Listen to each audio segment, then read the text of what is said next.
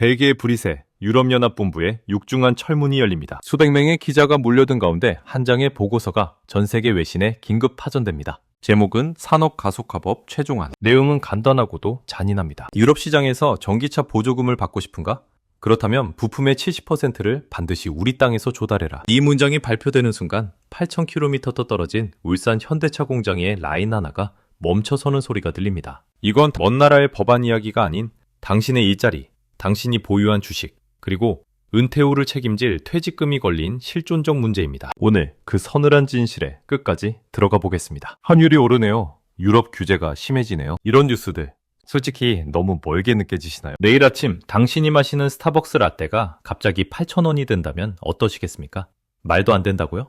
아니요. 가능합니다. 유럽이 빗장을 걸어 잠그면 한국의 달러벌이에 비상이 걸립니다. 자동차는 우리나라 수출의 약 12%를 차지하는 핵심 기둥입니다. 기둥 하나가 흔들리면 달러가 귀해집니다. 달러가 귀해지면 환율은 미친 듯이 뜁니다. 우리가 전량 수입하는 원두값, 매일 차에 넣는 기름값이 치솟습니다. 유럽의 규제는 기업만의 문제가 아니라 당신의 점심값을 소리 없이 앗아갈 가장 세련된 도둑입니다. 이제 남의 나라 이야기가 아니라는 게 조금은 실감나시나요? 당신의 자산은 이미 위험에 노출되어 있습니다. 오늘 제가 공개할 시나리오는 대한민국 경제의 심장을 찌르는 아주 고통스러운 진실입니다. 하지만 이 위기를 미리 읽는 사람만이 살아남을 수 있습니다. 지금 바로 구독과 알림 설정을 눌러두십시오. 구독 버튼 하나가 당신의 은퇴 자금을 지키는 가장 강력한 방어막이 될 것입니다. 유럽은 왜 이렇게 갑자기 야박해진 걸까요? 그동안 자유무역과 글로벌 상생을 외치던 신사들은 다 어디로 갔을까요?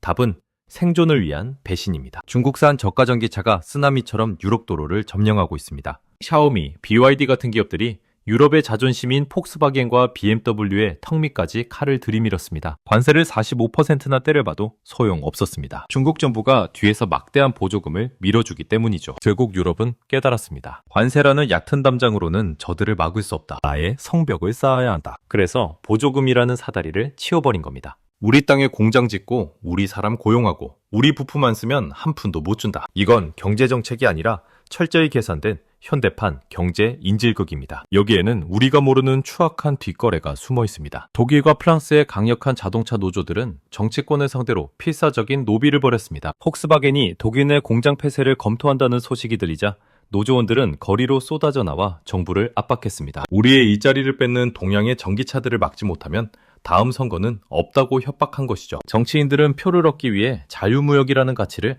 가차없이 쓰레기통에 던졌습니다. 유럽연합의 고위 관료들과 이익집단 사이의 은밀한 노비가 이 잔인한 70% 룰을 탄생시킨 배경입니다. 자동차 한 대에는 약 3만 개의 부품이 들어갑니다. 지금까지 우리는 어떻게 장사를 해서 부를 쌓았나요?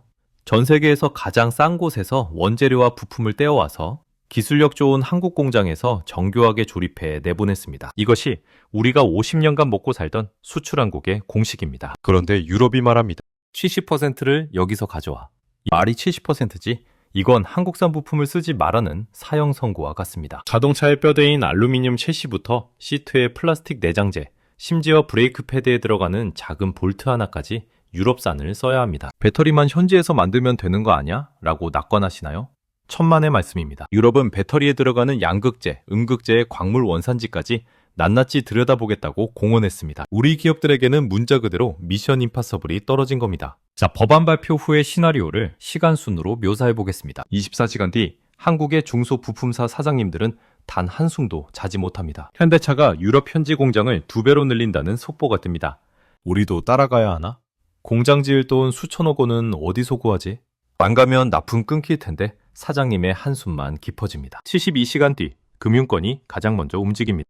은행들은 유럽 수출 비중이 높은 중소기업들의 신용등급을 재검토하기 시작합니다. 대출 연장이 거부되고 이자가 오릅니다. 공장은 멀쩡히 돌아가는데 기업의 혈관인 현금 흐름은 말라붙기 시작합니다. 한 달 뒤 공장 라인 곳곳에서 한숨 소리가 들립니다. 유럽 수출 물량이 끊겼다는 소문이 돕니다. 반업과 특근이 사라지고 야간 수당으로 자녀 학원비를 대던 노동자들의 가계부는 마이너스로 돌아섭니다. 이것이 주제가 만드는 조용한 학살의 실체입니다. 안산 반월공단에 있는 중견 부품사 A사는 현대차에 도어 트림을 납품하며 연 매출 5천억 원을 기록하던 우량 기업이었습니다. 하지만 유럽의 70% 룰이 발표되자마자 직격탄을 맞았습니다. 현대차로부터 유럽 수출 물량을 현지 업체로 돌리겠다는 통보를 받은 것입니다. A사 사장님은 유럽에 공장을 지으려 백방으로 뛰었지만 현지의 높은 인건비와 엄격한 환경 규제를 도저히 맞출 수 없었습니다. 결국 A사는 핵심 라인을 멈췄고 수백 명의 숙련공이 희망퇴직이라는 이름으로 공장을 떠났습니다. 지금 이 순간에도 수많은 한국 기업이 소리 없이 무너지고 있습니다. 결국 대기업은 짐을 쌉니다. 살아야 하니까요. 유럽에 수조 원을 들여 공장을 증설하고 사람을 뽑습니다. 자, 여기서 아주 무서운 질문을 하나 던지겠습니다. 현대차가 유럽에 공장을 지으면 한국에 있는 울산 아산 공장은 어떻게 될까요? 수출 물량이 줄어듭니다. 공장 가동률이 떨어지면 가장 먼저 주변 상권이 죽습니다. 식당 아줌마, 원룸 주인, 지역마트 사장님들까지 줄줄이 도미노처럼 무너집니다. 지자체는 세금이 안 거쳐 복지를 줄입니다. 우리는 이것을 제조업 공동화라고 부릅니다. 미국의 IRA가 예방주사였다면 유럽의 IAA는 치명적인 실전입니다. 우리 자동차 수출의 약 20%를 차지하는 유럽 시장이 이런 식으로 닫히면 대한민국 경제의 심박수는 급격히 떨어질 수밖에 없습니다. 하지만 여러분, 경제는 언제나 위기 속에서 부의 주인이 바뀝니다. 이 거대한 성벽을 누군가는 절벽이라 부르지만 누군가는 독점적 해자로 이용합니다. 유럽이 70% 룰을 만들었다는 건 뒤집어 생각하면 엄청난 기회입니다. 유럽 안에 이미 공장이 있고 현지 서플라이 체인을 미리 구축한 기업은 시장을 독식한다는 뜻이기 때문입니다. 배터리 3사인 LG 에너지 솔루션, 삼성 SDI, SK온을 보십시오. 그들은 이미 폴란드와 헝가리에 거대한 생산 요새를 구축해뒀습니다. 중국 기업들이 성벽 밖에서 규제의 화살을 맞으며 울부짖을 때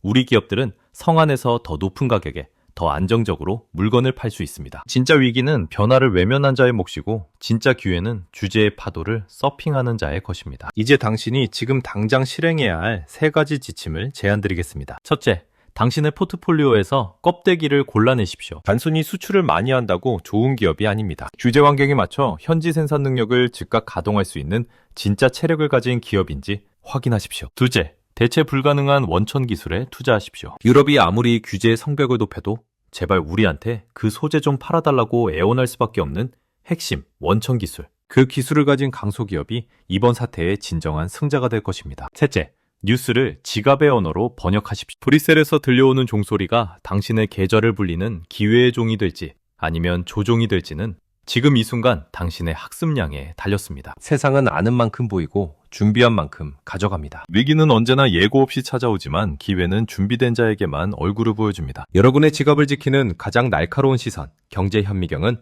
더 깊숙한 진실로 돌아오겠습니다. 오늘 분석이 조금 서늘하셨나요?